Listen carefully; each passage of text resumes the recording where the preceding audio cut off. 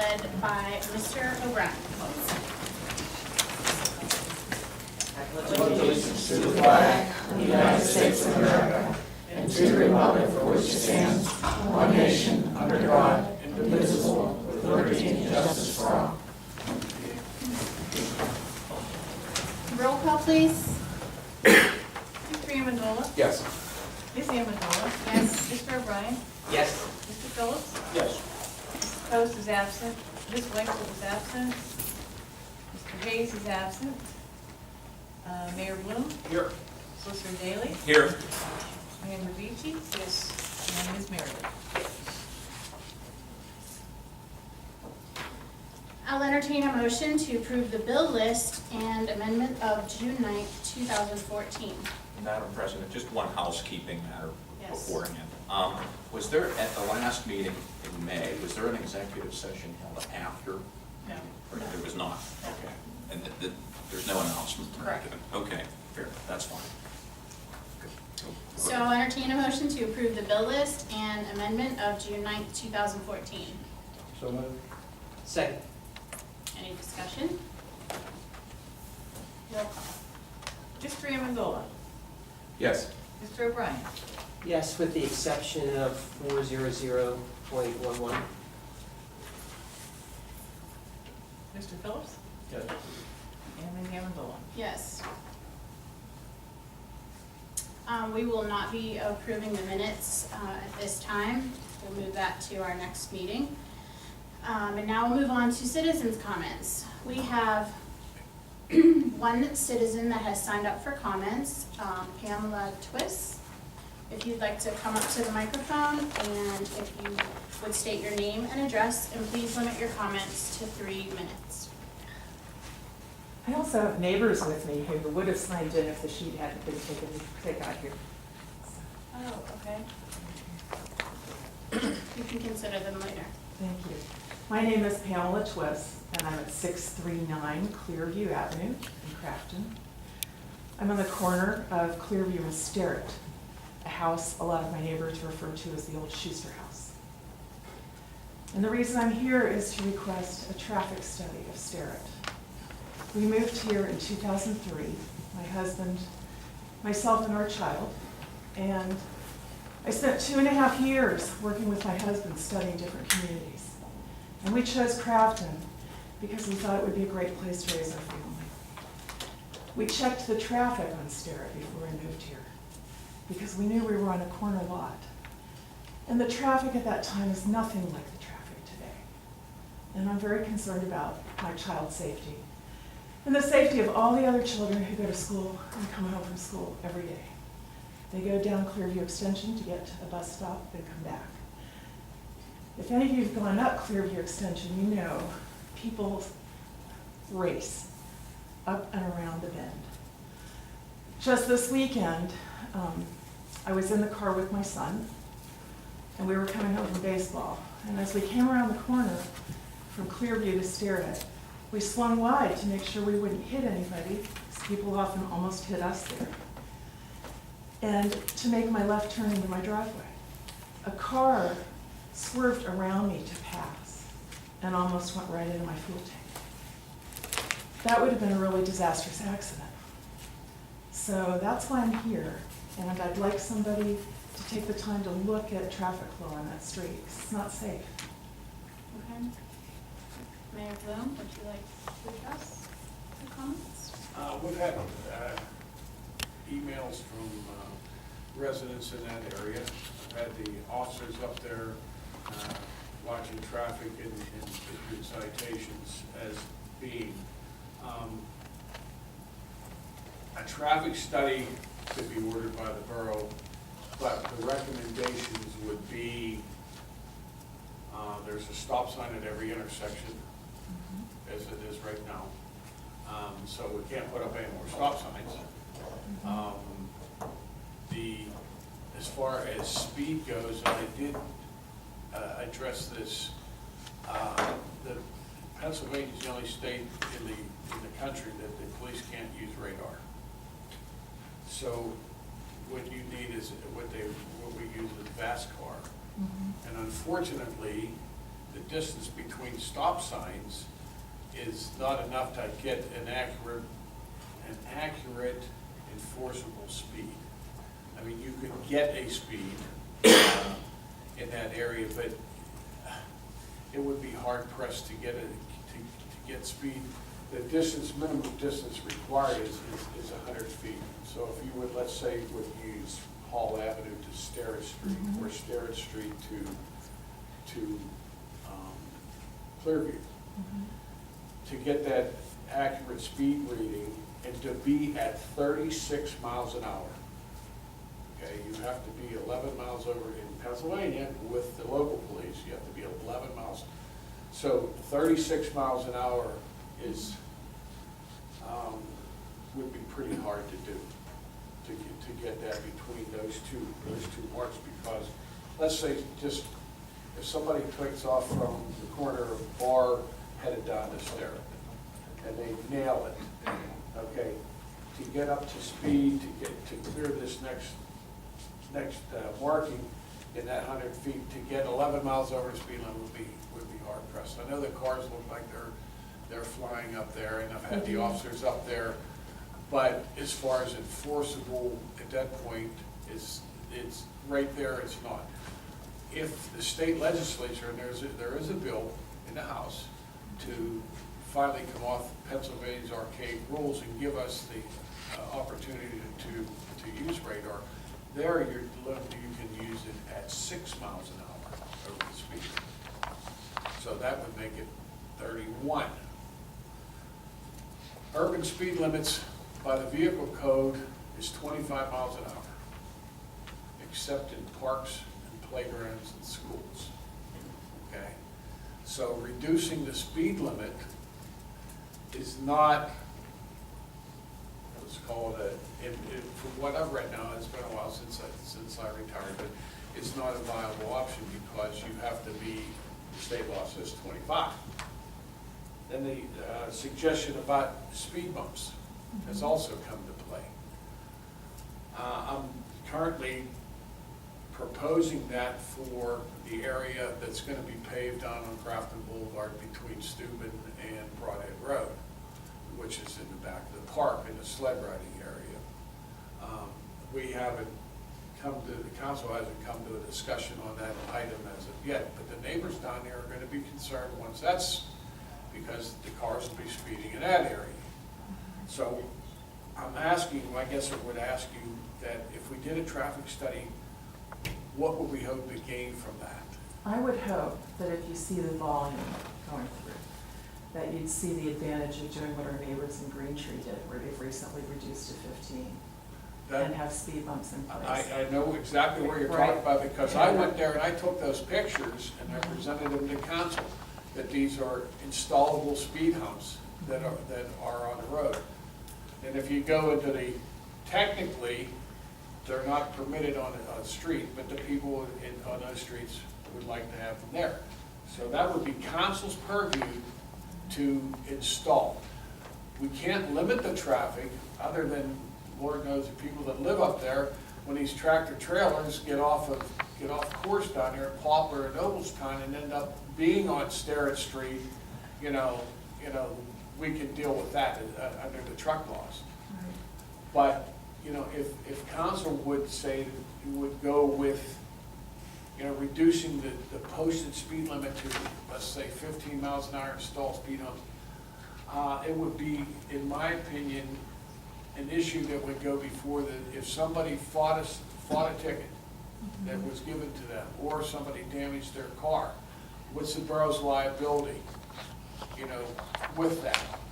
And that was brought up when I suggested, you know, putting the speed humps on Backbone Road when that project is completed hopefully this month, the first of next month. So, and Woodlawn Avenue, the people down there will be complaining about speeding, but Woodlawn Avenue, if everybody's familiar, is a long stretch, and we can actually enforce that. Backbone's a long stretch, we can enforce that. So, to address your council, I would say, you know, ask for that, get them to approve a traffic study, and let the solicitor check the standing law at this point as to what we can do. I know there's a problem, and I know there's been a problem up there, I've received, but people are parking on the wrong side of the street, and that in itself can cause an accident, okay? That between Sterrett and Hall Avenue, and we're gonna have the signs reinstalled up there, that's, by ordinance, that's no parking on the south side of that street from Clearview to Hall, which is a city line. The stop sign actually coming from Poplar is in the city of Pittsburgh. You know, so that's a city stop sign, but, you know, other than, you know, so that's there, and maybe it was put in years back at the request of Crafton Borough. So, you know, if council would go that way, I'm all in favor of it, don't get me wrong, but you're gonna have to make sure that the law's followed, and hopefully the state will come through for us, you know, for all the municipalities in the Commonwealth, you know, to permit the use of radar, and that's easier to enforce. You gotta understand, if you use Vastar, you gotta paint a white line, you've seen them, right? You know, white line here, minimum 100 feet, you got a white line. Now, where's the police officer gonna sit to monitor traffic other than in plain view? Well, I can do plain view by putting a car up there at any time. And we've appreciated how responsive the police have been, and my neighbors can speak to that as well, but I hope council will consider that, because it's a residential area. I was really proud of Crafton when we were designated a place for families to live.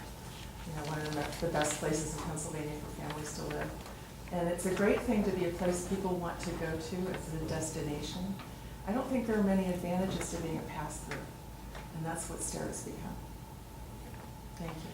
Jamie, did you want to add anything to that regarding maybe children at play?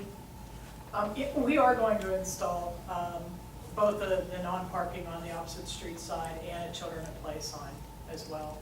That way some of the temporary signs can come down as well, and hopefully that will help. I can certainly, at council's wish, ask for a traffic study. I'm just still uncertain as to what the viability is. I know that unless that outcome is deemed that that street warrants it, the magistrate will not uphold a citation.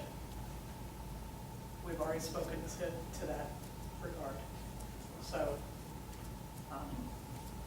Jamie, with reference to Sterrett Street, again, you have any contacts in the city that first stop sign, I've been up there 3 times in the past couple of weeks looking things over. And yeah. that first stop sign at Hall Avenue is in the city, but a lot of bushes blocking it. You can't see it. I'm wondering if you could call somebody in the city and ask them to get those hedges trimmed so you can see that stop sign. That's the first stop sign coming into Crafton that is actually in the city. And then I see that the city has these big crosswalk signs, these big yellow. Could we get some of those? Could we get 50 of those and put them up around town? You know, the crosswalk signs with the people, the big. Have you seen? I got a picture of the new ones that they have. Can we get some of those? 50 of them? Well, could we get 10? Can we put 2 or 3 up around Sterrett and some other ones at some other places? At a crosswalk? Yeah. If there's a legal crosswalk there, we can put crosswalks. Well, every corner is a crosswalk, right? No, if they have the ADA access. It's required to put the crosswalk signs up where there is ADA access. So if we didn't have the curb cuts for ADA, put a crosswalk sign up that would not necessarily be. Every intersection is a crosswalk, Yes. marked or not. But the legal crosswalking type sign with the ADA access. But if you approach it at an intersection and somebody comes out, they're not allowed to step out in front of you, but if there's somebody on the street crossing from one side to the other at an intersection, mine's painted or not, that's legal Okay. crosswalk. So you have to yield to the pedestrian Right. that's in that crosswalk. Now, you must have, if you have mid-block, let's say, like Right. Steuben down by the park, that's considered mid-block. You have to, it has to be marked, painted, sign posted, because it's not at an intersection. Now, as far as the ADA part of it, I'm not, you know, as far as the requirements with the ADA, Right. I can't pull that one out of my pocket. Okay. I'm pretty sure that there are ramps on. Are there ramps there? I There's believe one that at the there are. corner of Clearview and There we Sterrett. go. I shovel it in the winter. Yeah, we might be okay there with some good signs. About the speed bumps, they scare me because, you know, a car comes up there fast, hits a speed bump, loses control. I mean, who knows where that car is gonna go, up on the sidewalk, in somebody's yard. Speed bumps scare me a little bit. You know, there's been history of, you know, cars too fast, hit the speed bump, lose control, bad accident. But the engineer can help us on this traffic study, right? He can- Right, I guess my question to council is, you know, where, obviously we can do a traffic study at any time, but what are we trying to get out of this? Well, the citizens' concerns, you Understand. can use those as what we're trying to glean from this, what the borough could do. To You know, remediate stuff? and the citizens have to understand that I can't have a police officer on Sterrett Street 24/7. You know, I do the best I can with the officers on that have been instructed that, you know, downtime there to check that area, you know, to be a presence up there, okay? But you have to understand that, you know, I wish I could, trust me, I wish I could. Would you be able to get some answers from the engineer the Absolutely. next few days or whatever? Yes, And we can get some signs up there? yes. Okay, great. And when you're taking additional comments, my neighbor Susan can give you statistics on the number of children on the street. I was gonna. Significant. Season here?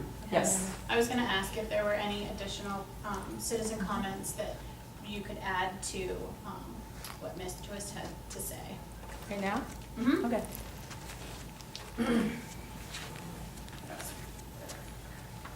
Your name and address. Okay. My name is Susan Chekanowski. I live at 1753 Bar Avenue.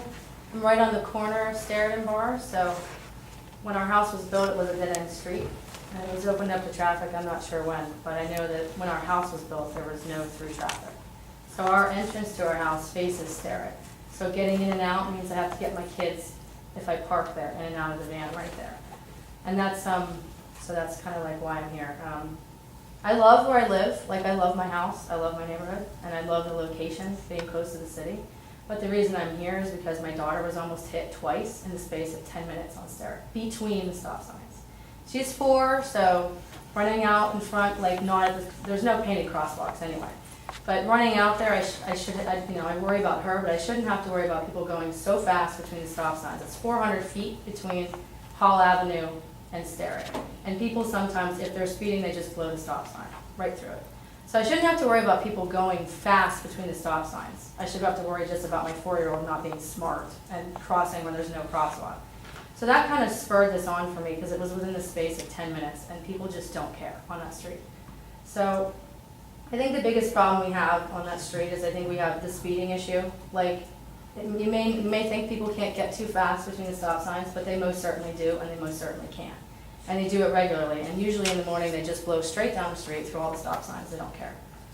So that's being addressed. There's about 15 to 20 kids right now just on Sterrett Street, in the apartments in the house.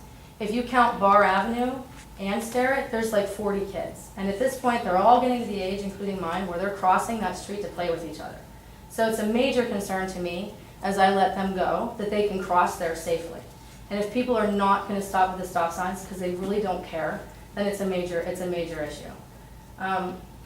The other issue I have, and Pam talked about, is the volume. I mean, when we moved in there was not as much traffic as there is now. Like, when we want to watch TV in the afternoon or the evening, we have to shut the windows because there's so many cars going by at this point. Like, we knew it was kind of busy when we moved in, but it was nothing like it is now. And I don't know why that is. That's why I'm requesting a traffic study as well, is because I've read that when it gets up to around 1,000 to 2,000 cars in a residential street, when people start using it as a shortcut, that's when residents start to get irritated and they start to get concerns like we have. And I feel that we might be up to that point, at least 1,000 cars a day. And you may not believe it, but if you come sit on my corner, you will believe it, because I don't know where they're all coming from, but 80% of the traffic I would imagine coming through there is cutting through now. Maybe 20% is like residential people that live there, but at least 80% of it is just from point A to point B. And what comes with that is a complete disregard for the people that live there, because they're using us as a shortcut. They do not care. And that what comes from that is the way that they drive. I mean, it's apparent to me they don't care. So what's coming too is the noise. We're getting more trash on our street with the increase in the volume. And there's just careless driving, like what Pam's experiencing. They are just fast, they want to get where they're going because they don't care. You know, if you go on the highway, you know what you're in for. If you go through a shortcut, and everybody, all of us have done it, you know you're getting from point A to B, and you want to get there fast, and that's what people are doing, regardless of the stop signs. So I think the solutions that we have right now, I've been parking my car. My car got the mirror knocked off the first month we lived there twice. So we stopped parking on Sterrett. Now I'm parking on Sterrett again and putting my mirror in, and I don't care because it's the only way to get people to slow down between Hall Avenue and Bar is by parking my car there. When it's not parked there, they go way faster. And I've talked to the officers about this, about how many more tickets they get coming up Sterrett than they do down when my van's there. It's a lot less on my side of the street. So we park our van there. We've been putting signs out. I don't know if you've seen them driving on Sterrett. It says, "Drive like your kids live here." I bought those right after my daughter was almost hit. And then what happened is somebody box cutted it up at night and threw it in my yard. Like, we also are dealing with a lot of vandalism issues on our property and theft from off of our porch. That's also coming with the increased foot traffic and the car traffic. So we're having all of these issues just on the corner. And so I have to take my signs in at night because, and so do my neighbors, because they're getting stolen out of their yards at night. And so we're having a ton of like related issues coming with the traffic volume, which is why that's my major point and why I think we need a traffic study. Because I just want to prove to you that, like, with the volume comes lots of issues. And like what Pam's experienced and what I'm experiencing, getting my kids in and out of the car, people coming by are very close when I'm opening up the van door, just stuff like that. I think the ticketing and the police have done really, really well. I think it's slowed people down. I think our signs have been very effective. But what I'm looking for from the council are long-term solutions for that road. Because the volume, as I can tell right now, it's not going to go down. It's going to continue to increase because that's the trend that I've seen living there. And, you know, it'd be great to be able to watch TV and not have to close my windows at night, but the reality is Sterrett Street is way too busy for that. So what I'm looking for are speed limit signs put up on the road. That'd be helpful. I don't think it's going to fix anything. I'm not someone who thinks that signs are the be-all answer, but it would be helpful. But like long-term, I'd like some traffic calming measures on the road. If it means painted crosswalks, great. If it means chicanes, I'm fine with that. If it means a speed bump, I'm fine with that because the quality of living for the people that live there matters more than the people driving through. Because we're the ones paying taxes and we're the ones that have our kids crossing on the street. Those people driving through, they don't care, frankly. It's only the people that live there that should be getting the attention here. I don't care about the traffic or anything. You want to make it like a no-through street to no-through traffic, that'd be fantastic. That would really help. Whatever measures you want to take, I'll work with you on. I just think we need some traffic calming measures on that road. And if they want to make it completely unfriendly to people cutting through, I would be all for that. I think most of the people on my street would be too, because most of us have kids, and we're all starting to deal with all of this. So that was pretty much why I came down, just to let you know like what's going on. And I really think the root of it is all the traffic volume, the increased volume. Thank you. Thanks for coming in. Can I say Does something? anyone else have anything to add? Yeah. Charlie, I live up there. I've lived up there over 30 years. There has been an increase. What was your address? I'm sorry. Clearview. Okay. I know we've gone through this before, and a few times we've had the police, they park up on Clearview, kind of hidden, so the cars coming from Hall, they roll through that stop sign. Then they roll through the next stop sign on the extension. You have the police car sitting up there, they just keep tagging them there, one down at the bottom, and you eventually get the message that you're gonna be ticketed. And it's really bad in the morning and from 3 o'clock on, probably, and rush hour. And there is more traffic there because, I think one of the reasons is all those apartments up there, they used to be all elderly people. Now they are all new, young people, all having multi-vehicles, and it's crowded up there. It's even hard to go through that section of the city. But I don't want it closed. I mean, we use that. Everybody, you use that to get into Crafton. Otherwise, you have to go down Baldwin and come back up the hill. And another reason I think there's more traffic is Noblestown Road has more traffic. People don't want to go down Baldwin, so they come straight up the hill and then turn left down onto Crafton Boulevard instead of going the other way. So, and I don't know what the answer is for that. Thank you. Thank you. Want to ask this thing? Hi, Marisa, Green on West Street. It's not just the stop sign, but it's like the complete, like she said, disregard. So I don't live in that area. I live on the other side of Crafton, but I drive up that way coming home. And I was coming, and because I'm so anal and following like the rules of speed, I come to a stop, a truck came up behind me and started honking because I came to a complete stop. It got so impatient, it blew past me and went around and just ran the stop sign. So it's not just a matter of just speed, but like they really don't care. Like they blow through those stop signs like there's none there. So I don't know if it's just monitoring. You can get plenty of tickets for running stop signs. So you can't catch the speed, but you can catch like that kind of driving because that's a lot of kids. So I just wanted to add that. Thank you. If there are no additional citizen comments, we will move on to our committee discussion items. And we will start with administration. Jamie? Yeah, I believe we discussed this briefly in light of the Comcast agreement. They had also notified us that we should be engaging Verizon in a conversation about increasing their franchise fee. I spoke with a representative from Verizon this week and sent off the paperwork to have us be able to get the additional 1% from Verizon as well. It'll require the same motion as we did, resolution as we did for Comcast and that 1%, but that is in the works. The borough building exterior painting, I have a recommendation on, will be on the agenda for next meeting. In terms of painting, the pointing, I currently have 2 quotes for. I'm hoping for a third. And spoke with the engineer this afternoon on the garage and basement repair. It looks to have come in, and I say this is only, but I expected a lot worse for the police garage and the basement at an estimate between $5,000 and $10,000 for that repair. So it looks like we'll be able to accomplish all 3 this year within the budget that we've established for this year. So, questions? No questions? Thank you, Jamie. And now we'll move on to budget and finance. Mr. Phillips? Doesn't have anything at this time. Okay. Tracy is absent for Parks and Recreations, but Jamie, do you have anything to share? I do. Everybody knows the playground installation was completed Friday, and by completed, just the equipment and the safety servicing, both safe and compliant. We do have some aesthetic issues to still clean up in terms of the fencing and the reseating, and a number of requests for some benches, which we'll be looking into as well. But we will be having the grand opening of the playground this Saturday at noon. Hopefully y'all can make it.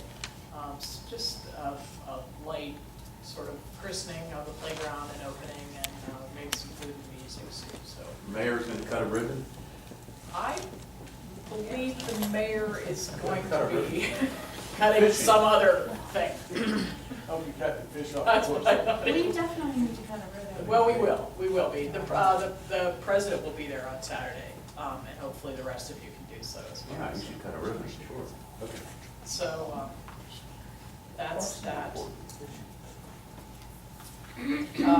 The Great American Duck Out went very well last weekend. We raised close to $2,000 for the pool renovations.